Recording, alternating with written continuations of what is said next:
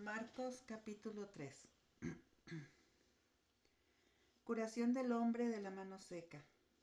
Otro día entró Jesús en la sinagoga y se encontró con un hombre que tenía la mano paralizada. Pero algunos estaban observando para ver si lo sanaba Jesús. Un día sábado. Con esto tendrían motivo para acusarlo. Jesús dijo al hombre que tenía la mano paralizada: «Ponte de pie y colócate aquí en medio». Después les preguntó: «¿Qué nos permite la ley hacer en un día sábado? ¿Hacer el bien o hacer daño? ¿Salvar una vida o matar?». Pero ellos se quedaron callados. Entonces Jesús paseó sobre ellos su mirada, enojado y muy apenado por su ceguera, y dijo al hombre: «Extiende la mano». El paralítico la extendió y su mano quedó sana. En cuanto los fariseos apenas salieron, fueron a juntarse con los partidarios de Herodes, buscando con ellos la forma de eliminar a Jesús. Jesús se retiró con sus discípulos a la orilla del lago y lo siguió una gran muchedumbre de Galilea, también de Judea, de Jerusalén, de Idumea, del otro lado del Jordán y de las tierras de Tiro y de Sidón. Muchísima gente venía a verlo con solo oír todo lo que hacía.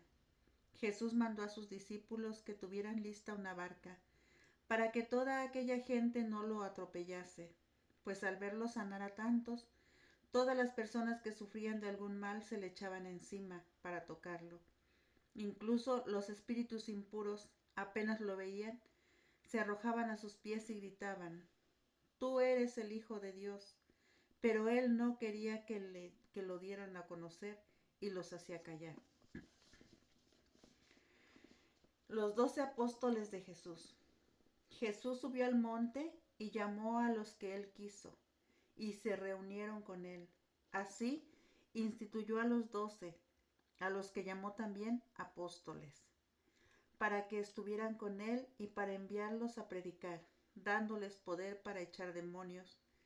Estos son los 12: Simón, a quien puso por nombre Pedro; Santiago y a su hermano Juan, hijos de Zebedeo, a quien puso el nombre de Boanerges, es decir, hijos del trueno; Andrés, Felipe, Bartolomé, Mateo, Tomás, Santiago, el hijo de Alfeo, Tadeo, Simón el cananeo y Judas Iscariote, el que después lo traicionó. El pecado contra el Espíritu Santo. Vuelto a casa, se juntó otra vez tanta gente que ni siquiera podían comer. Al enterarse sus parientes de todo lo anterior, fueron a buscarlo para llevárselo, pues decían: «Se ha vuelto loco». Mientras tanto, unos maestros de la ley que habían venido de Jerusalén decían: «Está poseído por Beelzebú, jefe de los demonios, y con su ayuda expulsa a los demonios». Jesús les pidió que se acercaran y empezó a enseñarles por medio de ejemplos. ¿Cómo puede Satanás echar a Satanás? Si una nación está en luchas internas, esa nación no podrá mantenerse en pie. Y si una familia está en divisiones internas, esa familia no podrá subsistir. De igual modo, si Satanás lucha contra sí mismo y está dividido, no puede subsistir, y pronto llegará su fin. La verdad es que nadie puede entrar en la casa del fuerte y arrebatarle sus cosas si no lo amarra primero. Entonces podrá saquear su casa. En verdad les digo, se les perdonarán todo a los hombres, ya sean pecados o blasfemias contra Dios, por muchos que sean. En cambio, el que calumnia al Espíritu Santo no tendrá jamás perdón, pues se queda con un pecado que nunca lo dejará. Y justamente ese será su pecado cuando decían: «Está poseído por un espíritu malo».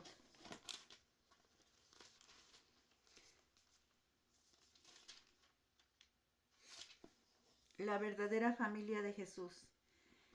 Entonces llegaron su madre y sus hermanos, se quedaron afuera y lo mandaron llamar. Como era mucha la gente sentada en torno a Jesús, le transmitieron este recado: tu madre, tus hermanos y tus hermanas están afuera y preguntan por ti.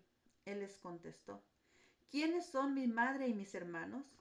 Y mirando a los que estaban sentados a su alrededor, dijo: estos son mi madre y mis hermanos, porque todo el que hace la voluntad de Dios es hermano mío y hermana y madre.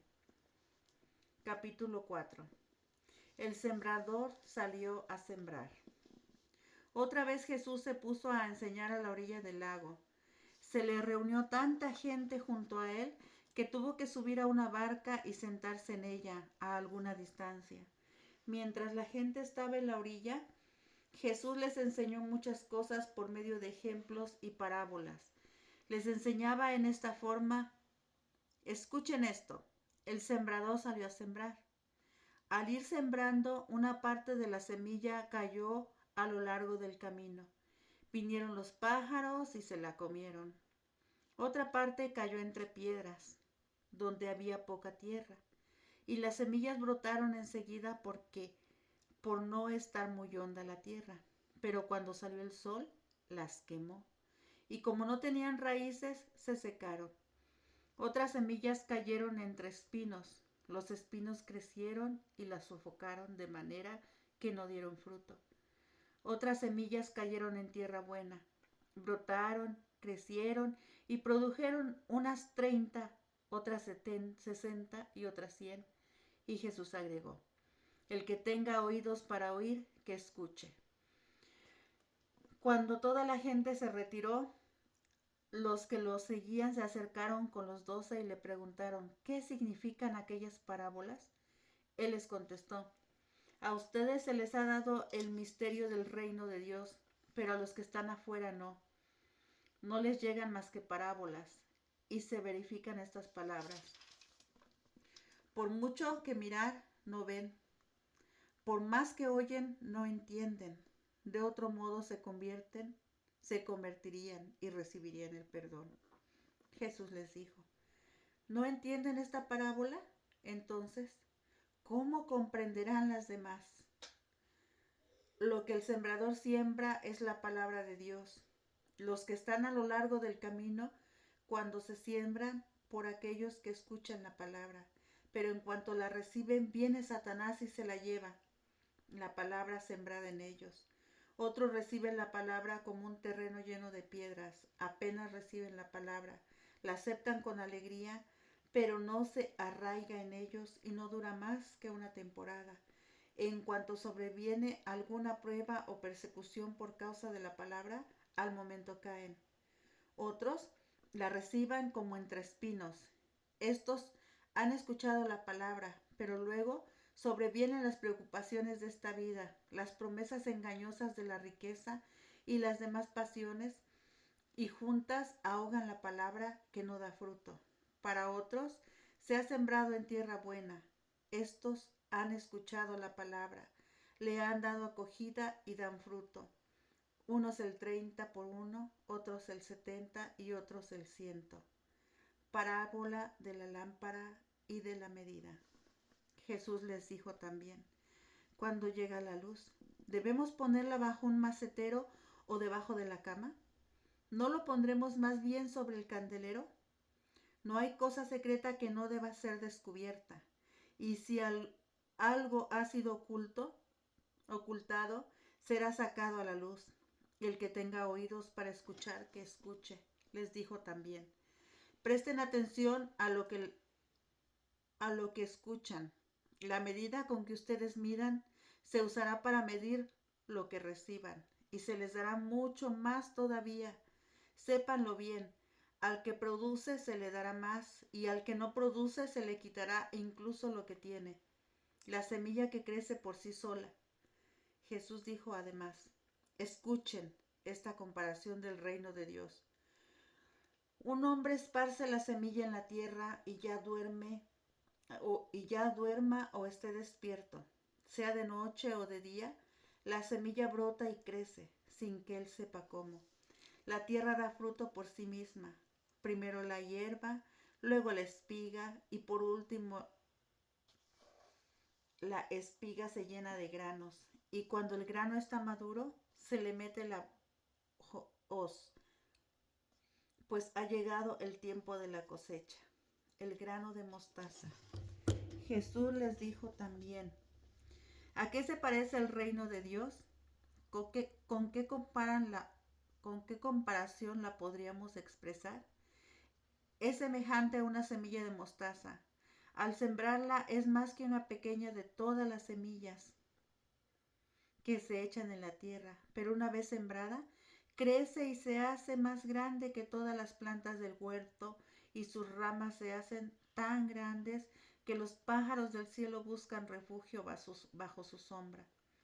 Jesús usaba muchas parábolas como estas para anunciar la palabra, adaptándose a la capacidad de la gente. No les decía nada sin usar parábolas, pero a sus discípulos se lo explicaba todo en privado. Jesús calma la tempestad.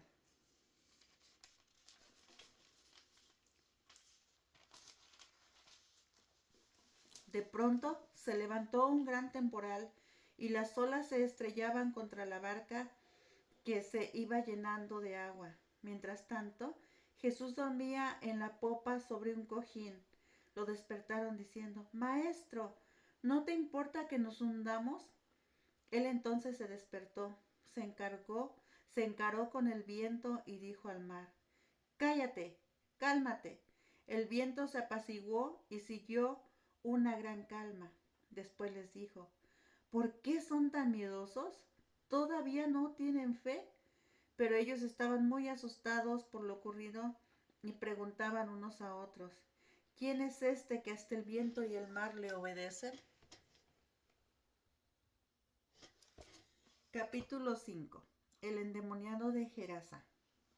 Llegaron a la otra orilla del lago, que es la región de los Gerasenos. Apenas habían bajado Jesús de la barca, un hombre vino a su encuentro, saliendo de entre los sepulcros, pues estaba poseído por el espíritu malo.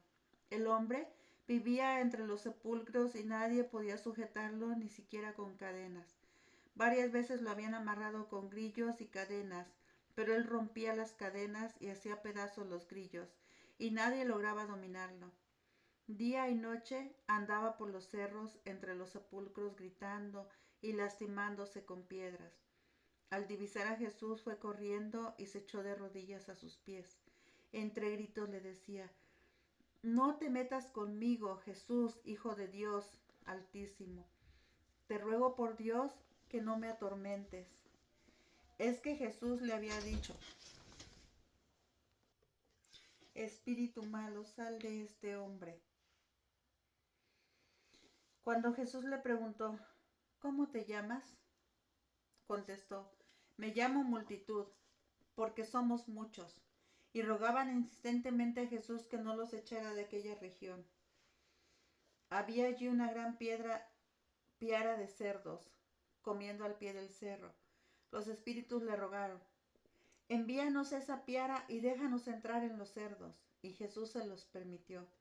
Entonces los espíritus impuros salieron del hombre y entraron en los cerdos. En un instante, las piaras se arrojaron al agua desde lo alto del acantilado y todos los cerdos se ahogaron en el lago.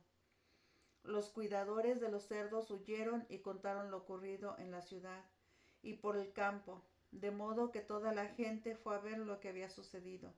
Se acercaron a Jesús y vieron al hombre endemoniado, al que habían estado en poder de la multitud sentado, vestido y en su sano juicio.